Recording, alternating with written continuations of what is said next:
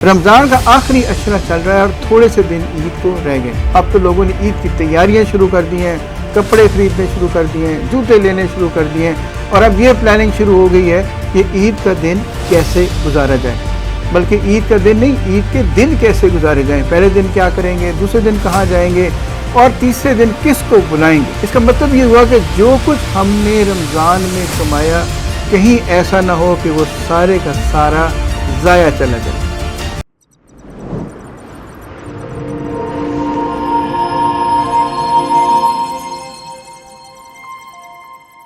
सलाम जी, मेरा नाम डॉक्टर शहजाद करीम है। मैं हूँ आपका लाइफ हेल्थ कोच।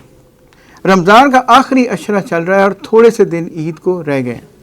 अब तो लोगों ने ईद की तैयारियां शुरू कर दी हैं, कपड़े खरीदने शुरू कर दिए हैं, जूते लेने शुरू कर दिए हैं और अब ये प्लानिंग शुरू हो गई है कि ईद का दिन कैसे गुजारा जाए। बल्कि ईद का दिन नहीं, ईद के दिन कैसे गुजारे जाएँ। पहले दिन क्या करेंगे, दूसरे दिन कहाँ जाएंगे और तीसरे दिन किसको बुलाएंगे। इसका मतलब ये हुआ कि जो कुछ हमने रमज़ान में कमाया कहीं ऐसा ना हो कि वो सारे का सारा ज़ाया चला जाए।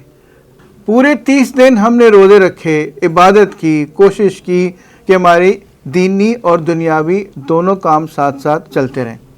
लोगों ने वेट भी कम किया, लोगों ने अपना ब्लड प्रेशर भी ठीक किया, लोगों की शुगर भी बेहतर हो गई, लोगों की तबीयत भी बेहतर हो गई, लोगों का हाजमे का निज़ाम भी बेहतर हो गया। लेकिन ये ना हो कि सारी की सारी कोशिश, सारी की सारी मेहनत अकारत चली जाए सिर्फ इन 2-3 दिनों के अंदर। तो आज हम ये देखेंगे कि वो जो 30 दिन की मेहनत है उसको कैसे बचाया जा सकता है। अगर वज़न में कुछ कमी हुई है तो वो कैसे मेंटेन की जा सकती है। अगर हमारी ब्लड प्रेशर और शुगर का लेवल बेहतर हो गया है तो वो कैसे सही रखा जा सकता है। चंद एक छोटी छोटी चीज़ें जो मैं आपके साथ शेयर करना चाहूँगा।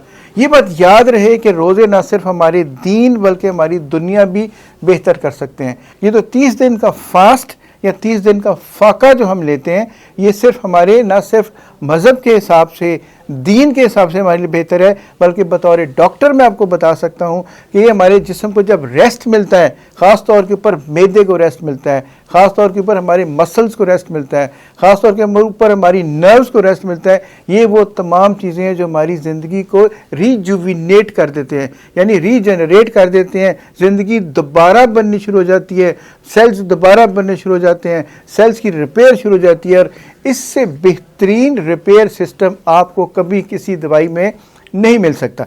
ये मैं नहीं कह रहा, ये रिसर्च कहती है। ये रिसर्च कहती है कि अगर आप 15 से 20 दिन का फाका करते हैं, यानी 12 से 16 घंटे अपने आप को भूखा रखते हैं, तो तमाम की तमाम बॉडी की रीजनरेशन शुरू हो जाती है।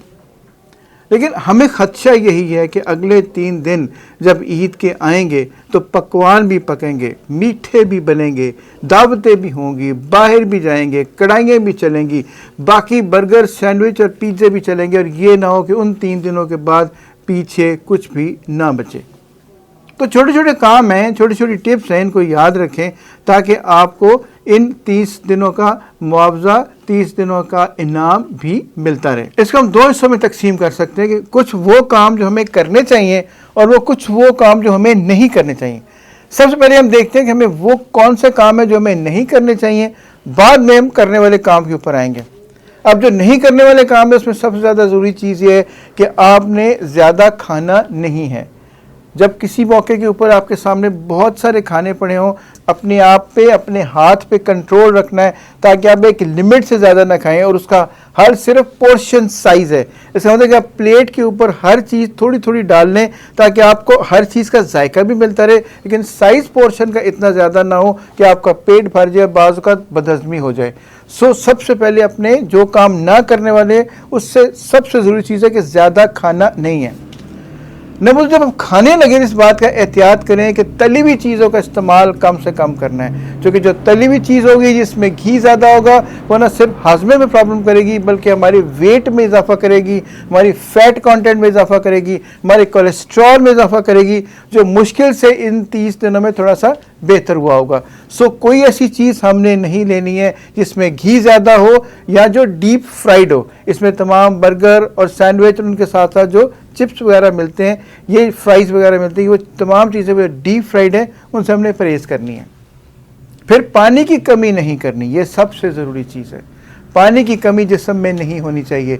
जितना पानी पीते रहेंगे उतने जिस्म को ताकत मिलती रहेगी, जिस्म को लुब्रिकेशन मिलती रहेगी, जिस्म को समझे कि एनर्जी मिलती रहेगी। सो पानी की कमी नहीं होनी चाहिए। जहाँ पे हमने ज़्यादा मिर्चें नहीं खानी है, वहाँ पे हमने ज़्यादा मीठा भी नहीं खाना है, क्योंकि ये मीठी ईद कही जाती है। जहाँ पे भी आप जाएंगे आपको सेवइयाँ मिलेंगी, आपको मिठाइयाँ मिलेंगी, आपको टेम्पटेशन मिलेगी, हर वो चीज़ मिलेगी जो मीठी है।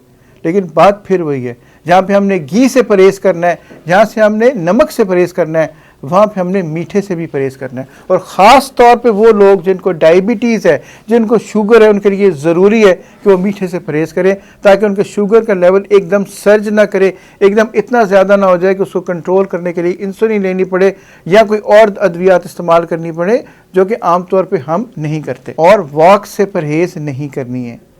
जितनी हो सके वॉक करें, जितनी हो सकती है एक्सरसाइज करें, जितनी हो सकता है चले फिरें, ताकि आपकी जो हम खा रहे हैं उस साथ साथ उसको हजम भी करते रहें। और ईद के इन 3 दिनों का हरगिज़ ये मतलब नहीं है कि हमें सिगरेट से या अल्कोहल से छुट्टी मिल गई है। और वो लोग जिनको अल्लाह ने तौफीक दी कि वो इन चीज़ों से 30 दिन के लिए बचे रहे, उनको ये चाहिए कि आइंदा भी सिगरेट से या अल्कोहल से अपने आप को बचा के रखें, क्योंकि ये वो चीज़ें हैं जो आपकी सेहत को भी ख़राब करती हैं, जो आपकी एनर्जी भी बहाल नहीं होने देती। और किसी भी किस्म का नशा तो वैसे ही बहुत बुरी चीज़ है। फिर हम ये कोशिश करें कि फ़ोन भी कम इस्तेमाल करें, टीवी भी कम देखें, ताकि हमारी आँखों की और हमारी नर्व्स की सेहत भी बरकरार रह सके। ये तो थी छोटे छोटे काम जो हमें नहीं करने चाहिए। अब हम ये देखते हैं कुछ ऐसे काम भी हैं जो हमें करने चाहिए। मतलब सबसे ज़रूरी बात क्या करें, हम थोड़ी सी एक्सरसाइज करें, हमें वॉक करनी चाहिए, हमें चलते फिरते रहना चाहिए, ताकि हमें जो कुछ भी खा रहे हैं उस साथ साथ हजम होता रहे, हमारे मसल्स भी मजबूत रहें, हमारे पट्टे भी ठीक रहें, हमारे जोड़ भी चलते रहे, ताकि हमारे जिस्म के अंदर ताकत बहाल रहे। सो सबसे ज़रूरी काम यह है कि जब भी आपको मौका मिले अब वॉक करें, एक्सरसाइज करें और चलते फिरते रहें। और एक्सरसाइज करने का मतलब ये नहीं कि आप हैवी वेट उठाना शुरू कर दें। 30 दिन जब कोई काम किया नहीं तो जिम जाके अगर आपको एक्सरसाइज ही करनी है तो पहले अपने आप को वार्म अप करें, अपने मसल्स और जॉइंट्स को इस काबिल करें कि वो वेट बेयरिंग कर सकें। सो अगर एक्सरसाइज करनी है तो अपने आप को वार्म अप करें और उसके बाद वार्म डाउन करें, ताकि आपके मसल्स और आपके जॉइंट्स दोनों बचे रहें। फिर हमें अगर अल्लाह ने तौफीक दी हो तो हमें ईदी देनी चाहिए, हमें फितराना देना चाहिए, ताकि वो लोग जिनके पास अल्लाह ने ये मौका नहीं दिया, जिनको अल्लाह ने ये नेमत नहीं दी, वो भी इससे मुस्तफ़ीज़ हो सकें, उनकी ईद भी अच्छी हो सके, वो भी इस 3 दिनों में खुशियाँ मना सकें। फिर दूसरों की मदद करें, जो किसी के लिए अच्छा काम कर सकते हैं वो हमें करना चाहिए। हम किसी को सपोर्ट कर सकते हैं, किसी को हेल्प कर सकते हैं, कोई ऐसा काम जिससे अगले की ईद अच्छी गुजरे वो हमें करना चाहिए। फिर अपनी फैमिली को टाइम दें। आप 3 दिन छुट्टियां हैं, अगर कोई आपके साथ बाहर जाना चाहता है, बच्चा किसी पार्क में जाना चाहता है, किसी जगह खाने पे जाना चाहता है, किसी को मिलने जाना चाहता है, कोई चीज़ खरीदना चाहता है, तो अपनी फैमिली को टाइम दें। ये वो 3 दिन हैं जिसमें आप अपनी फैमिली के साथ अपना बॉन्ड, अपनी बॉन्डिंग, अपनी मोहब्बत, अपना प्यार बेहतर कर सकते हैं। सो अपनी फैमिली को टाइम ज़रूर दें। और सबसे ज़रूरी चीज़ एक और, पानी के बाद रेस्ट करें। इतने दिन हमने टाइम पे ना खाया ना टाइम पे सोया, तो बॉडी को भी रेस्ट की ज़रूरत है। अगर आपको मौका मिले, अगर आप खुल के सो भी लें अपने टाइम के ऊपर, तो ये समझें कि ये भी एक गनीमत है। अपनी बॉडी को रेस्ट दें, अपने जॉइंट्स को रेस्ट दें। लिहाजा ये रेस्ट देना और अपने आप को सेटल करना भी बहुत ज़रूरी है। फिर खुश रहें। ईद है ही किस चीज़ का नाम, अपने आप को खुश रखने की कोशिश करें, क्योंकि माइंडफुलनेस, खुशी और इस चीज़ का शुक्र कि अल्लाह ने हमें मौका दिया, अल्लाह ने हमें ईद दी, अल्लाह ने हमें सेहत दी, कि जितना शुक्र अदा करेंगे अल्लाह की ज़ात हमें उतनी ही नेमतों से नवाजती रहेगी। तो ये वो कुछ काम थे जो करने वाले थे, ये पहले वो मैंने आपको बताया वो कुछ काम थे जो नहीं करने वाले थे। सिर्फ ये छोटी छोटी चीज़ें थी, छोटी छोटी टिप्स थी, अगर हम इन्हीं को फॉलो करते रहें तो इंशाल्लाह हमारी आने वाली ईद बहुत अच्छी गुजरेगी। हम इसको एंजॉय भी करेंगे, हमारे इर्द गिर्द के लोग भी एंजॉय करेंगे और हमारे सारे दिन मज़े में गुजरेंगे। अगर आपको आज की ये वीडियो पसंद आई है तो आप इसको लाइक करें, कमेंट करें और शेयर करें, और हमारे चैनल को सब्सक्राइब करें और बेल आइकॉन को प्रेस करें, ताकि आपको आने वाली वीडियोस के नोटिफिकेशंस टाइम पे मिलते रहें।